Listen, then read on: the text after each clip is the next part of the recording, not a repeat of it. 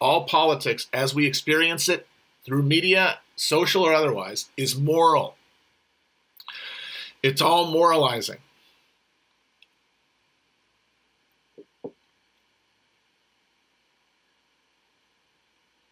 It's all moralizing. It can only be a moral question because there is no material dimension. As I said, that is all getting steamed off through self-loathing in the market.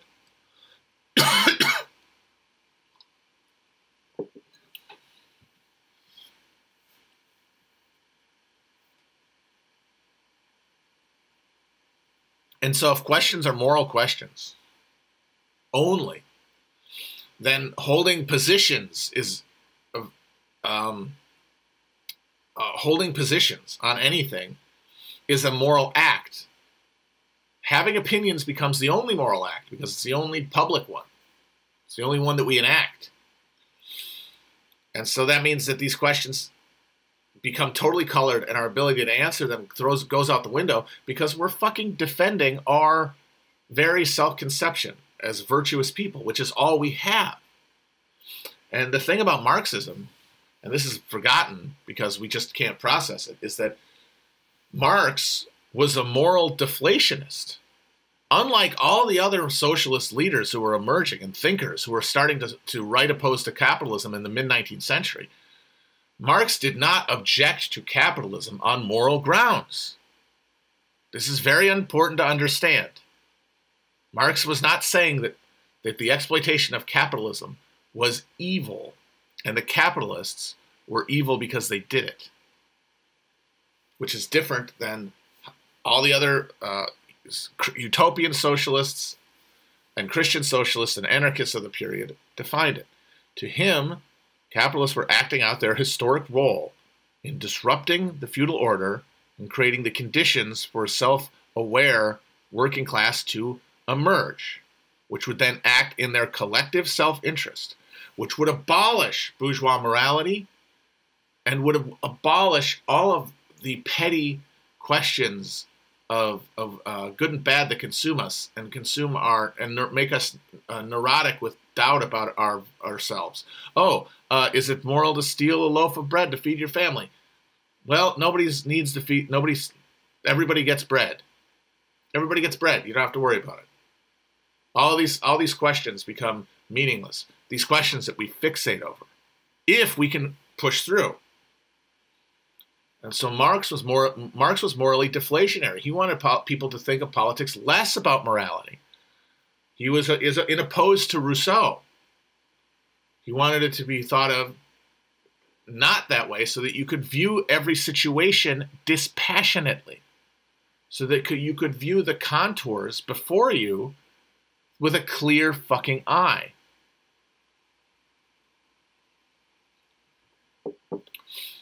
And because we live in a post-class culture, we live in a post-class society in a real meaningful sense. Not that there isn't class exploitation, but that it is no longer processed as such. And therefore, like, the culture does not have within it the strands, the expression of a working class culture. That's gone.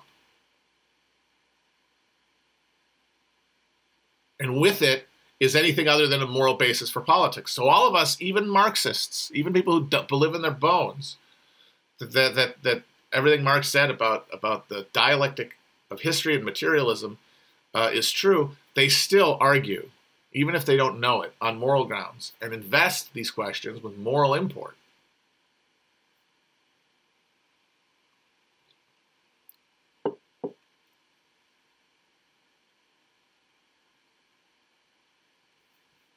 And like, if you want to understand the culture war as it is, and the liberal ratchet towards a more and more strident multiculturalism, the shit that the post-left always talks about as though it's a conspiracy between Raytheon and Bank of America, it is not. It is the subconscious, collective spasm of conscience of the urban liberal class. These are people who are in a system where they benefit from exploitation and misery. where they get to live lives of unalienated labor that is alienated by their guilt, that is motivated by their fucking guilt. And that guilt must be expurgated somehow. And that is where the moral grandstanding and bidding up come from, and moral inflation.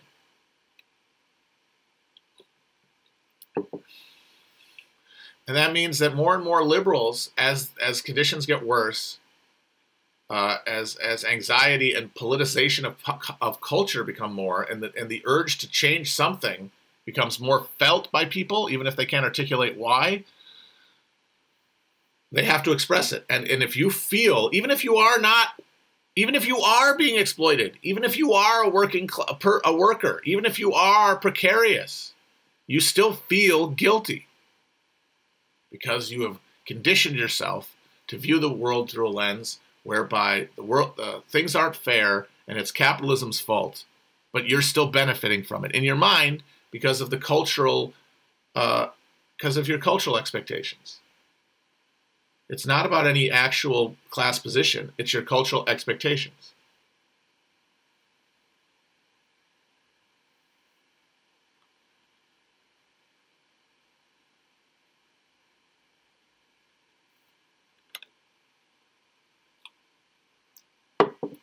And it is almost exclusively people who feel guilty, who are making the decisions about where the contours of the culture war should go, both what politicians should say, opinion makers online in social media, people in trying to make a job out of it, like fucking Robert DiAngelo and other fucking racial water diviners, these fucking racial rainmakers.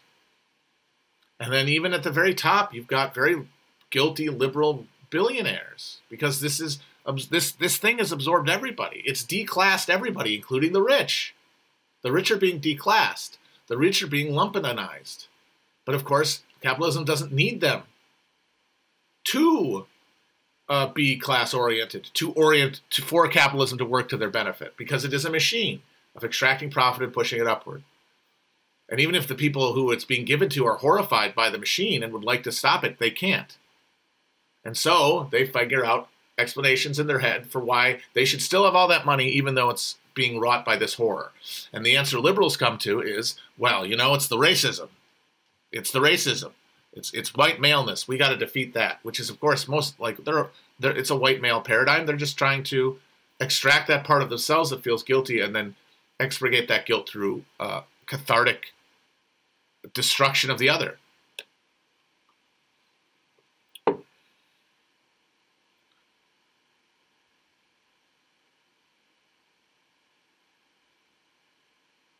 And then on the right, conservatives think, oh, it's the blacks' fault. It's non-hierarchy's fault, basically, because black people form in the United States this racial other that is not fully within citizenship, and that is the escape valve for class conflict within the American polity. It always has been. That's why, fundamentally, Northern capitalism could not accede to the end of the racial caste system in the South after the Civil War. It couldn't do it because it would have destabilized the uneasy détente that was currently existing between workers, smallholders, and capital. It might have tipped things in the direction of class war, class conflict, because, my God, what if the poor whites and the poor blacks get together after the Civil War? What if they compare notes? They will be in an unbeatable position. They will have leverage that will be undefeatable by the shabby trappings of post-war American capitalism that had not yet turned into the mighty dynamo that would conquer the world.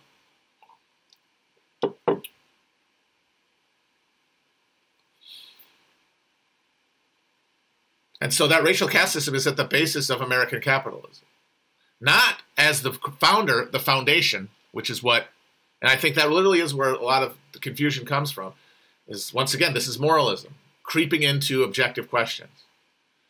It morally feels right to think because you get to talk about it in these terms that are amenable to the discourse and amenable to politics, which is racial.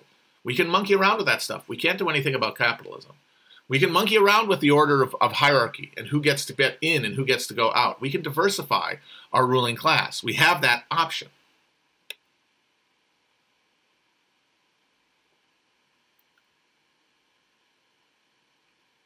But we have to not be, we have to be morally committed to that.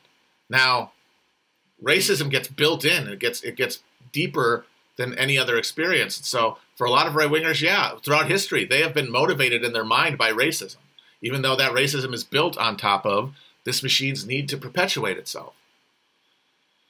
And I think talking about it in those terms and saying that the capitalism came first is important so that you can see the mechanisms in every moment that need to be pushed. You can see the real pressure points and not get caught in moral questions that aren't meant to be resolved, that exist to keep us perpetually batting at fucking yarn in a cage.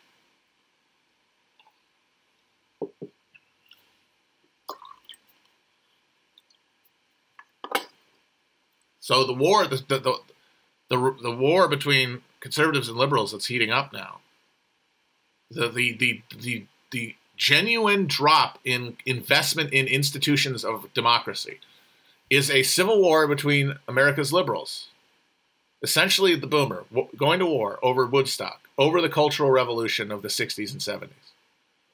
One end, the urban finance end of capitalism, in collision course, finally, with the tail end, which was the formation of local extraction economy-based capital formations in the slave South. And they've been banging, and they've been in conflict. Their conflict has driven American politics. For a period, there was a working class element that became a third pole, and you had a sort of tripartite political structure for a minute there. Then that broke again back to the dynamic between these two parts of capital, petty and small, urban and rural bourgeois, basically. Now, international and national bourgeois. They're having their partisan war that is becoming deeply charged. One part has completely at the grassroots given up on investing in any institutions or norms, and that goes through the entire organization. Meaning, yeah, they'll fucking cancel an election if they can. Of course they would. Because Democrats would let them. Because Democrats are even more comfortable. They believe themselves to be even more comfortable, even more snug. The reason they're liberals, the reason that they're happy to put the rainbow flag of things they believe on their yard and endorse theoretical diversity is that they feel more secure in capitalism's bosom than the national bourgeois do. And again, we're talking about the people who actually make decisions and who things are generated around, not the regular schmucks who are just responding to them. They think they're comfortable. National bourgeois, they're all terrified. They've convinced themselves of the boogeyman because of their racism, but all of that even is driven by the fact that they're being crushed. They are being crushed.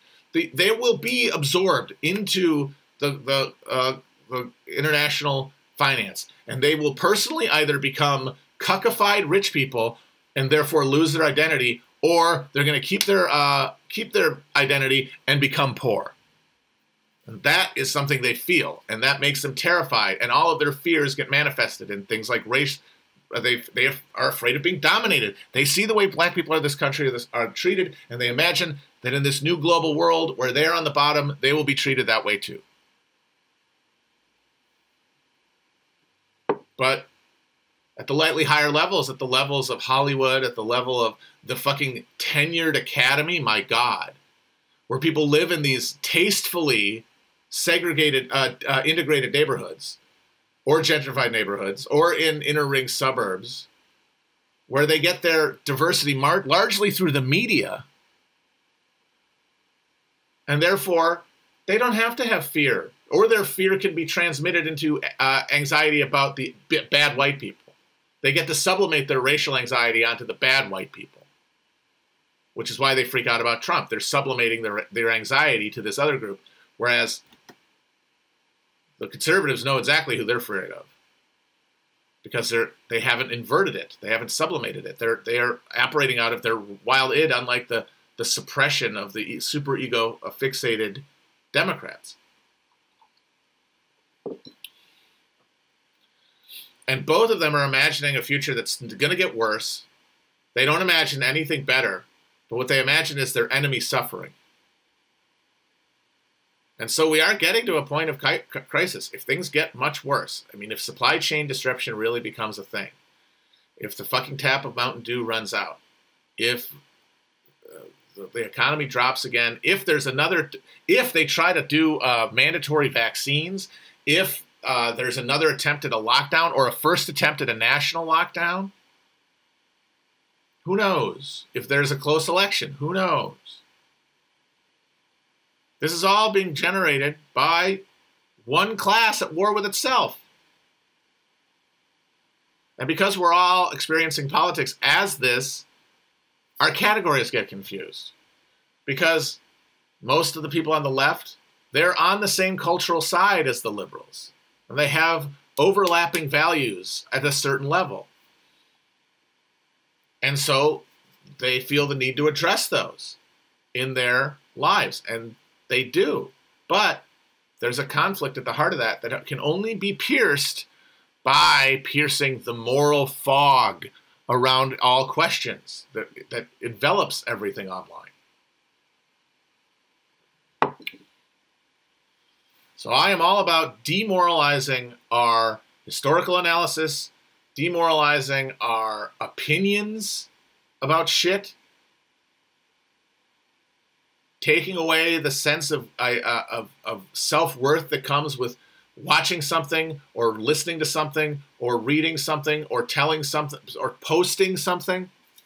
Now, that you say that's rich coming from you, of course. But, hey, I'm also being compensated for this. Remember. So that's going to make it much easier for me. If you're not being compensated for this in anything other than like a psychic wage of moral virtue, if you remove that energy, if you remove that force behind your engagement, things become clearer. You get something like a post-nut clarity, actually. You have nutted yourself of your morals backed up anima, your repressed Reichian orgone that you have been sublimating into this mind battle. You're putting this energy into a mind war.